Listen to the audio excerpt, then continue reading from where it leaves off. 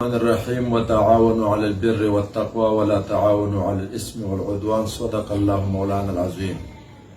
د ټول محب اسلام مؤمنانو په خدمت کې درخواست ده چې څنګه ستاسو په علم کې ده دارالعلوم حقانیه چې نوخار اکوړي خټک کې هغه واقع ده د دنیا په مشهور ترین دینی مراکزو کې یو مرکز دی، بلکې په بر صغیر کې د دیوبند وروسته دویم نمبر حیثیت د دارالعلوم حقانیه دی.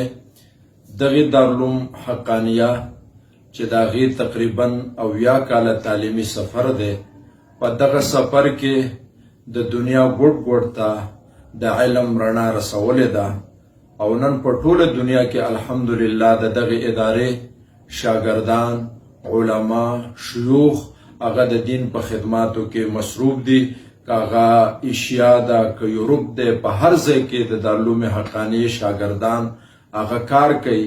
لوی فیض هغه خور کړی دی او دنیا ته رسېدلی دی.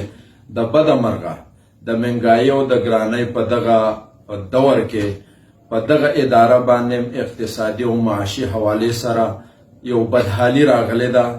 د دغه مدرسې چې کم اخراجات دي هغه نه پوره کیږي. دی وخت کې چې 7000 طلبه په هغې کې زیر تعلیم دي، هغې ته روټۍ، هغې ته چای، هغې ته ترکاري، هغه د اقتصادي مشکلاتو د وجې نه پوره کیږي.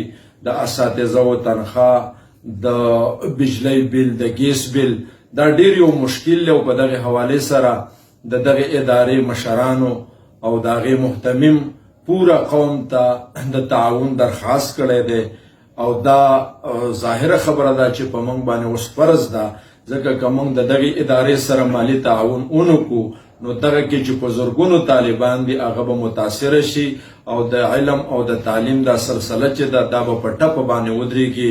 نو تمام مسلمانان د خپل آخرت د ښایسته کولو دپاره، د خپل قبر د ښایسته کولو دپاره، د خپل مستقبل د روښانه جوړولو دپاره او د دغه ادارې د طالب علمانو د تعلیمي سفر د جاري ساتلو دپاره زما درخواست دا دی چې تاسو د هغې سره تعاون وکئ. د دغې مدرسې د هغې کم نمایندګان دي، طلبا دي، علما دي، هغه ځای په ځای باندې د چاندو دپاره راغلي دي. زموږ سره هم دا ملګری ناست دی او د چاندې دپاره د اکوړي نه راغلی دی او ما ته درخواست وکړو چې یو ویډیو پیغام جاری شي. په دغه حواله باندې د مسلمانانو په خدمت کې درخواست دی چې تاسو حتی الوسع او حتی المقدور د دغه ادارې سره خپل مالی تعاون وکړئ. وما علینا الا البلاغ.